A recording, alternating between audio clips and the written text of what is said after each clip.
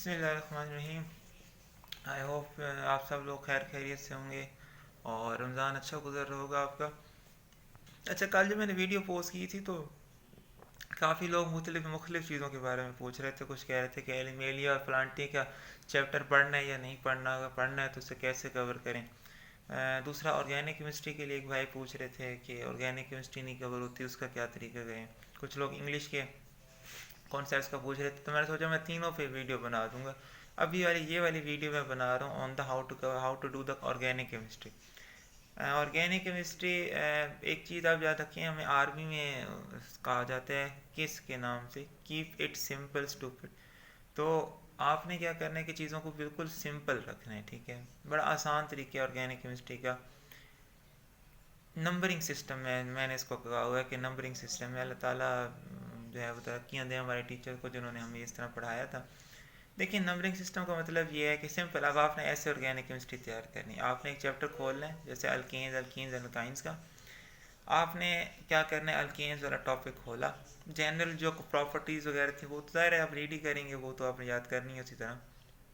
उसके बाद जब रिएक्शंस पर आएंगे, आपने देखना है मेथड्स ऑफ प्रिपरेशन और फिर गिन लेने हैं कि टोटल कितने मेथड्स ऑफ प्रिपरेशन। ये आपको फिंगर टिप्स पे आना चाहिए। हमारे सर कहते थे एट द एंड आपको उस तरह आनी चाहिए कि टोटल नंबर ऑफ रिएक्शंस और उनकी बेसिक बेसिक चीज़ें आप पूरे 7 चैप्टर्स की आधे घंटे में रिवाइज कर सको, अपने नाम की तरह हाथों पर आनी चाहिए। तो आप क्या करोगे, अल्केन्स हैं, आप कहोगे इसके जी 5 मेथड्स ऑफ प्रिपरेशन है।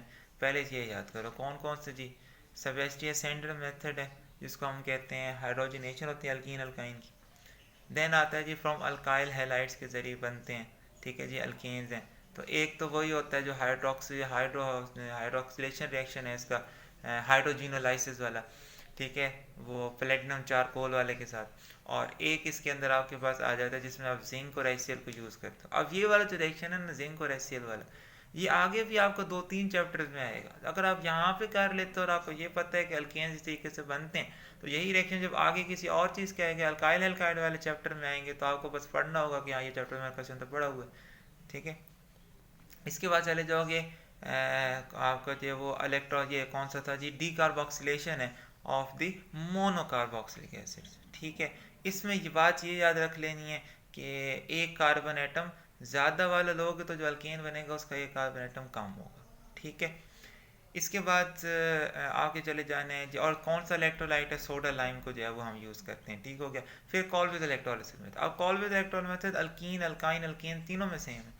फ़र्क क्या है, पहले के लिए मोनोकार्बोक्सिलिक एसिड, दूसरे के लिए डाइकार्बोक्सिलिक एसिड और तीसरे के लिए अनसेचुरेटेड जो है आपको डाइकार्बोक्सिलिक एसिड लेने होंगे। नाम याद कर लो कि तीनों के रिएक्शन वो, ये एक रिएक्शन एक दफ़ा पढ़ा सबके लिए हो गया।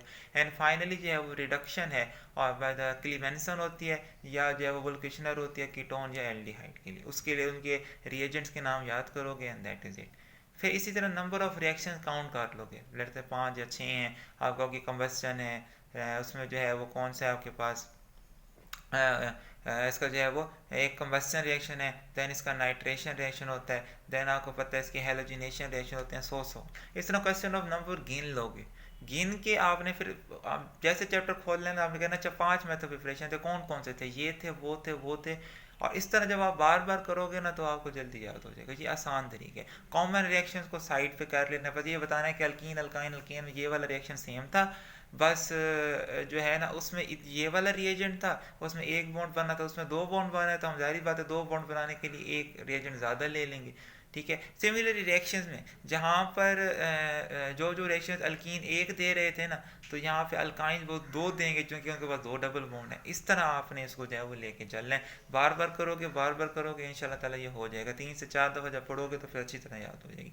सिंपल है, आसान रखें, नंबरिंग सिस्टम पर जाएँ, चीज़ों को कॉमन रखें और कॉमन चीज़ों के साथ जो है उस चीज़ को लेके चलें। और इसमें जो है ना लिख लिख के करने की ज़रूरत नहीं है, मेन बस कॉन्सेप्ट लें कि बॉन्ड तोड़ना है तो चीज़ आके लगेगी, हाइड्रोजन लगेगी तो ज़ाहिर बात है वो एक बॉन्ड उसका टूट जाएगा। एक बॉन्ड में 2 इलेक्ट्रॉन होते हैं तो 2 हाइड्रोजन लगेंगे, एक इधर लगेगा एक इधर लगेगा।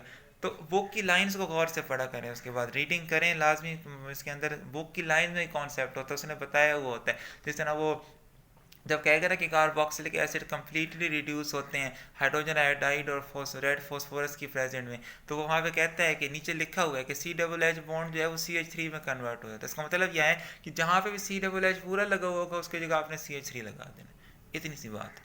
तो बस इस तरीके से आपने ऑर्गेनिक केमिस्ट्री करनी है, इंशाल्लाह ताला इसमें आपकी कवर हो जाएगी। ठीक हो गया ये तरीका। इसके अलावा भी कोई कन्फ्यूजन हो तो मुझे बताइएगा, I help you with that. ठीक है जी। मेक श्योर सब्सक्राइब कर दें, चैनल को शेयर कर दें और ज़्यादा से ज़्यादा इस चीज़ को फैलाएँ। और बाकी अल्लाह ताला आपको अपनी ज़बान में रखे। अल्लाह हाफ़िज़।